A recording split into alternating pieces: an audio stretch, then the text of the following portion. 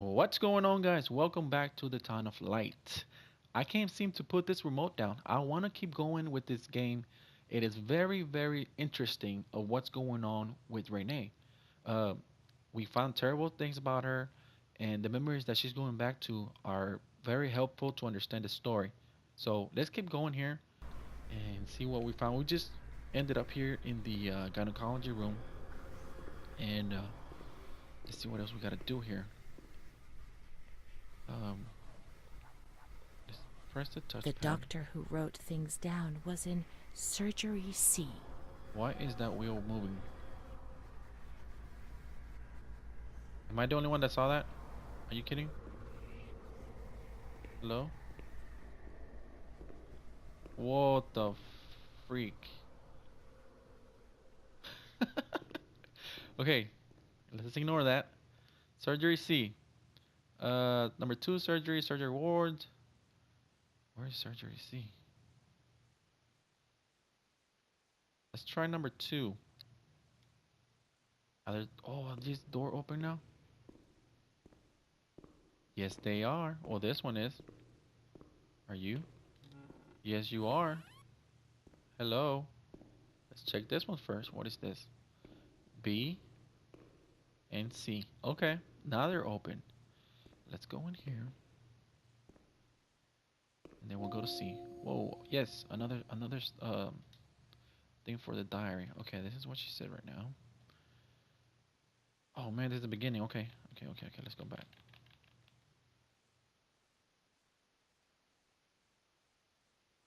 Whoa. Okay.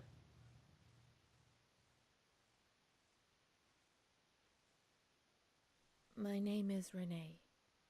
They told me that I have to write this diary, but I don't feel like it. It's not true that I feel better when I write. Actually, it's worse. I was a shy girl and I just wanted to be like the others. But that's not what happened. No. I did things that, when I think about them now, eventually brought me here. Wet light. Not sure what that means. Oh damn. Everything started with that damned light. It happened for the first time when I was still a little girl. I was 6 or 7. I was walking outside school when suddenly the noise started to melt into an indistinct rumble. The light increased out of all proportion and everything lost its meaning. I could no longer recognize anything. Objects, people, words, not even myself. Don't stare at me. What are you looking for? Is this the light talking to her?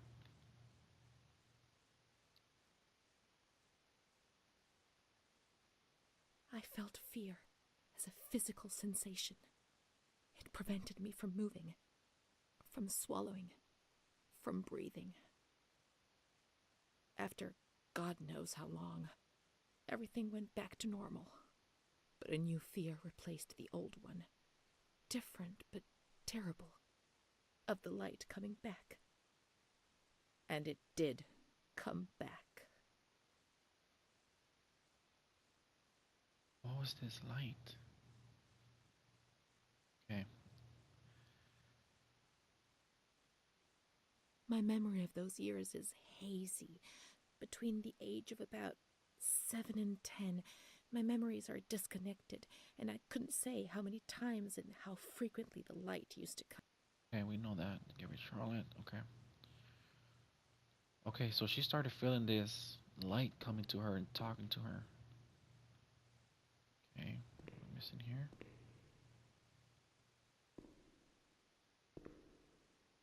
What are you? June 1935. After much theorizing and practice in clinics for the privileged, the moment for action has finally arrived. Volterra is the right place. It's an avant-garde hospital, the perfect place for a doctor who really wants to make a difference. November 20th. Crossing the threshold of the asylum was similar to entering another dimension. A world of smells, noises, and images which it is almost impossible to imagine, describe, or explain. August 1936. The situation is similar to that in many other institutions. The department is overcrowded. Hundreds of patients are supervised by a handful of nurses who are forced to tie the more distressed ones to their beds or to radiators. They do 24-hour shifts. It's impossible to work like this. We doctors rarely see the female patients, and it's the nurses who tell us what's happening to the women.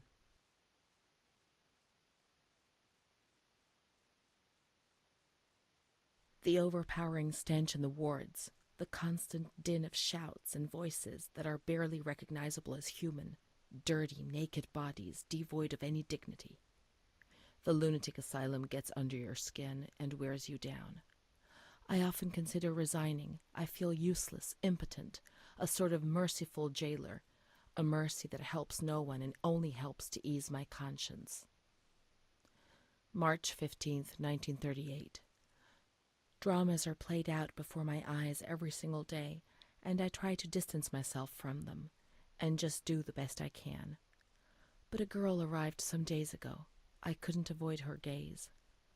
All she asked in her dignified silence was not to be ripped away from her world. And me. I'm old enough to be her father, the father she never had, who didn't want her, who rejected her without even knowing her. I too refused what she asked me. I couldn't do anything but add my signature and consign her to hell. A danger to herself and to others, and a cause of public scandal. This was what was written on the accompanying note from the police headquarters. It was difficult not to agree with it. How much more violence must this poor girl be subjected to? Her gaze is so intense, so far removed from the carefree nature which should be the joyous hallmark of her age. I cried myself to sleep in my solitude. I kept thinking about those sad and frightened eyes staring at me. Okay. What the fuck? Okay, so this is when we came in. No name, huh? So a guy wrote a journal, told you, um, about when I came in. Um, yeah, that's another person. Okay, yeah. So, yeah, man, that's crazy. It's very crazy. Let's see here. Let's go in here. Hello?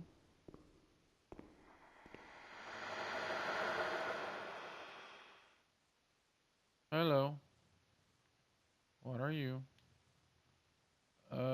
Certificate of some sort?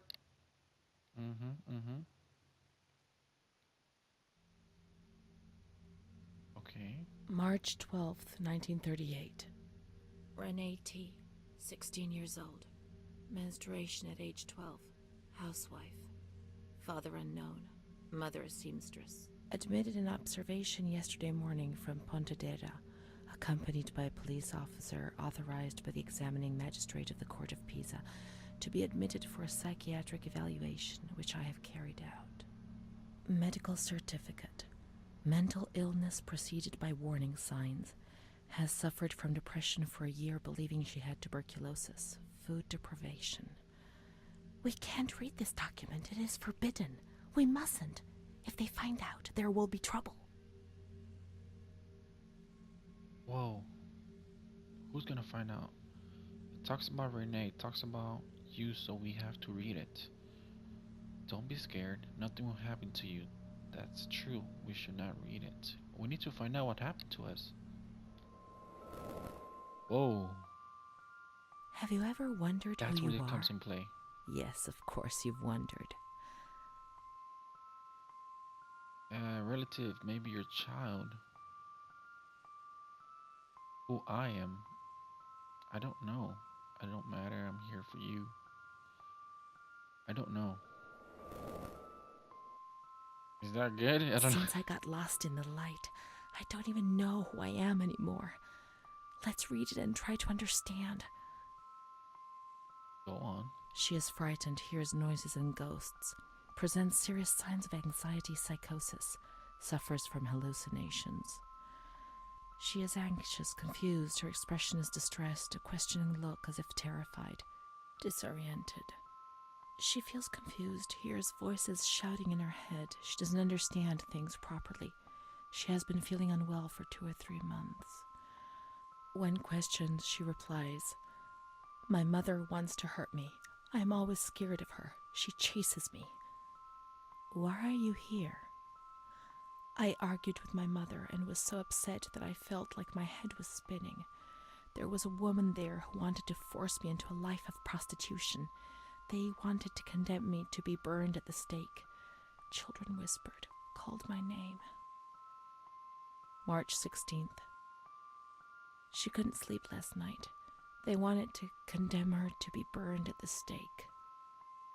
April 4th. Transferred to the calm ward, still under my supervision. "Yes, that's true. The ward where Amara was. Yes, the stake. The children wanted to burn Renee. She had to pay for what she'd done, like witches at the stake." Was this what frightened you? They were just hallucinations. What had what had you done to deserve to be punished?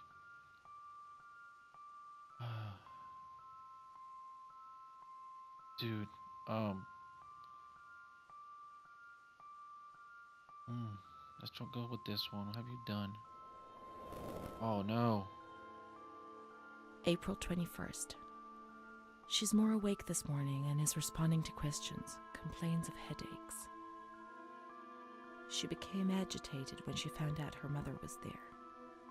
She says that one day, many years earlier, she was with a friend of hers and met a man who made her get into a car and took her for a ride. He made her smoke cigarettes and drink liquor, and the man showed her certain things. He tried to hurt her and made her go crazy. She says he promised to marry her and made her swear to keep what had happened a secret. These facts were essentially confirmed by her mother. After that, she became arrogant, impatient, and hostile towards her family, especially her mother. She started taking off her clothes in public. Her moods would swing from laughter to tears. She rants. She pleasures herself. "I can't remember these things, only the guilt, the stake. I know I deserve to pay for that guilt. I knew it even then." Let's look for the rest of the clinical diary to understand. Everything will be clear. You deserve it because you tried to hide it from yourself. Yeah, let's look for the diary to understand. I mean, if we can't remember what we're doing. Ah, there we go. She was uncooperative during the examination. She didn't want to be stripped and her body remained rigid. Voluntary attention almost totally absent. Probable hallucinations. April 25th. Confused ideas, unable to maintain a spontaneous conversation. Reflexes all normal. Reactive pupils. "Let's find Amara, and we'll find the full medical records." Um,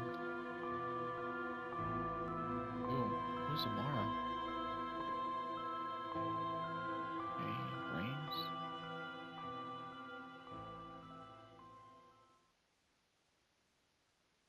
Syringe?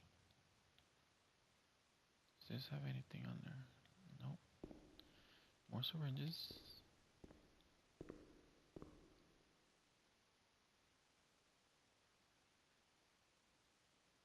And we can't keep that as a weapon. I mean, there's no enemies yet. Oh man, this store is crazy. Okay, where's Amara at?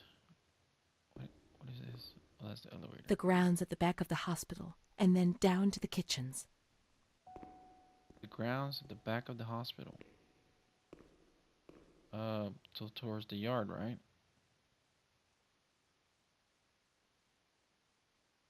Yeah, we gotta go downstairs.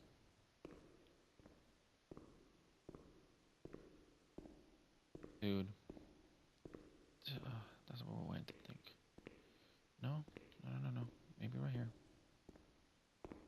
we open you up now?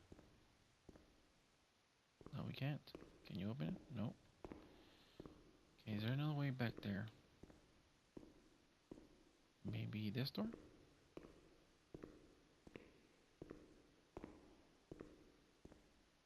That's closed too.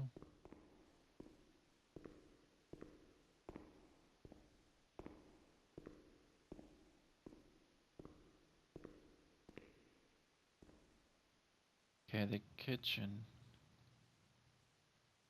Grounds Park 14. Where's 14 at?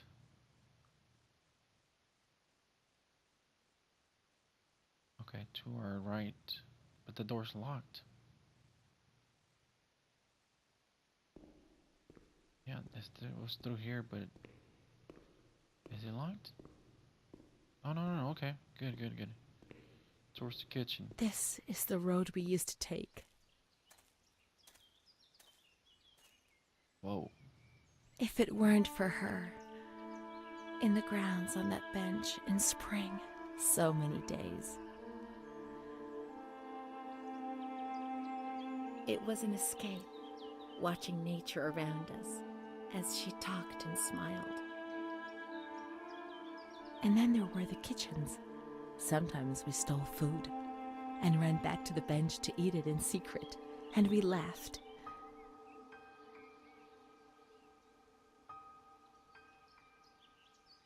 She did things to me.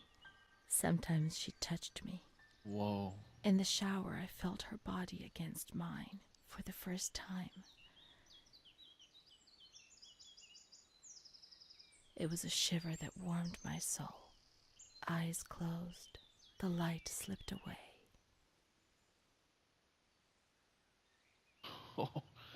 What?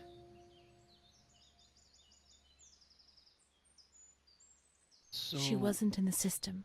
He wouldn't let her in. That's it. She must be the key to my memories, to the reasons why. whoa. So, that's gonna have to do it for us, guys. But Amara and Renee, wow, really. Was not expecting that. Well, we're gonna go ahead and leave it here, guys. So, thank you guys for watching. Once again, we're gonna go chapter by chapter.